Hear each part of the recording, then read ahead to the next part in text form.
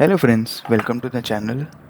सो दोस्तों, आज का वीडियो हम बात करेंगे इंश्योरेंस रिन्यूअल के बारे में। मेरे क्रेटा को ऑलमोस्ट 1 साल होने को आ गया है। एंड आप विश्वास नहीं करेंगे, डेली के कम से कम 10 से 12 कॉल आते हैं। एंड कितने सारे व्हाट्सएप आते हैं कि इंश्योरेंस रिन्यूअल हमसे कराइए। अलग अलग इंश्योरेंस एजेंट और हुंडई के डीलर्स वो चाहते हैं कि हम इंश्योरेंस उनसे करवाएं एंड उनको बीच में थोड़ा बहुत मार्जिन मिल जाए। दोस्तों, इंश्योरेंस रिन्यू करने के लिए कुछ बातों का ध्यान रखिए। एंड अगर आप थोड़ा ध्यान रखेंगे तो आप कुछ पैसे बचा पाएंगे। एंड जब भी आपका लगभग इंश्योरेंस ख़त्म हो जाए, वो डेट का ध्यान रखिए, बिकॉज़ डेट का ध्यान रखना बहुत ज़रूरी है। अगर आप डेट का ध्यान रखते हैं तो आप मेक श्योर कीजिए कि आपके इंश्योरेंस एक्सपायरी से पहले आप उसको रिन्यू करा लीजिए। बिकॉज़ अगर वो डेट चली गई तो उसके बाद आपको एक इंस्पेक्शन कराना पड़ता है। वो एक अलग से मगजमारी हो जाती है, एडिशनल थोड़ा काम बढ़ जाता है। बेटर होता है कि आपकी समझो डेट 16 तारीख को ख़त्म हो रही है, तो 1 हफ़्ते पहले ही आप इंश्योरेंस को रिन्यू करवा लीजिए। 11, 12, 13 तारीख को इंश्योरेंस रिन्यू करा लीजिए, इससे कुछ फ़र्क नहीं पड़ेगा। दोस्तों, यहाँ पे इंश्योरेंस रिन्यू कराते समय कुछ बातों का ध्यान रखिए। आपका जैसे ही गाड़ी को 1-2 साल कंप्लीट होंगे या दूसरा साल कंप्लीट होगा, आप देखेंगे कि आपको फ़ोन कॉल आ रहे हैं, आपको कोटेशंस आ रहे हैं। तो एक कोटेशंस पे नज़र रखिए, तो आपको पता चलेगा कि कोटेशंस की रेंज क्या है।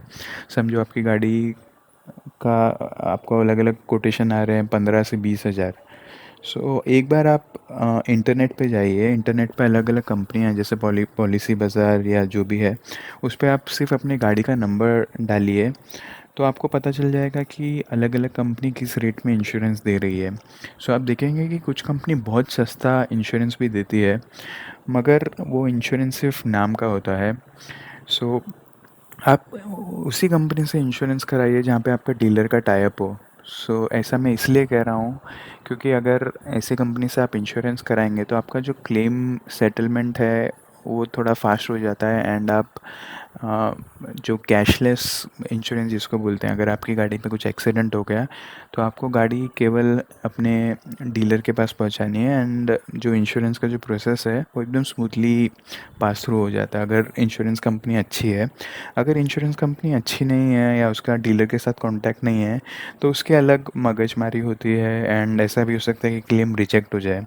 बेहतर यही होता है कि आप एक बार अपने डीलर से पूछ लीजिए। 6 या 7 वो इंश्योरेंस कंपनी बताएंगे जहाँ पे उनका टाई अप होता है एंड कैशलेस इंश्योरेंस होता है।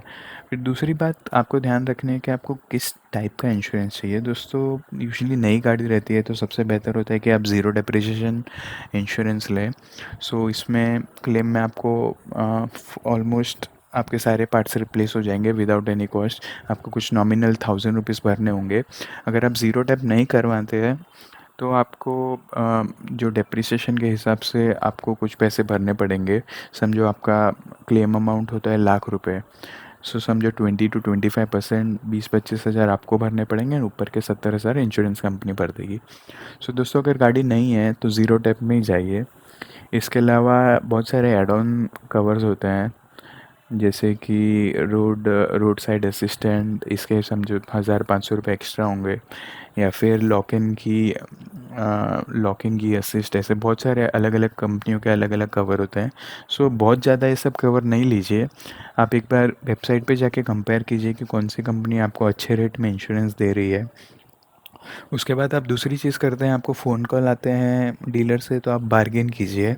आप उन्हें कहिए कि मुझे दूसरी कंपनी दूसरी एजेंट से वो कम में ये इंश्योरेंस दे रहे हैं। वैसे भी आप अपने थोड़े पैसे बचा सकते हैं। हालांकि इंटरनेट पे जो ऑनलाइन करेंगे आप, उसमें आप क्लियरली देख सकते हैं कि इतना एग्जैक्ट अमाउंट है एंड उस हिसाब से अपना इंश्योरेंस रिन्यू करवा सकते हैं।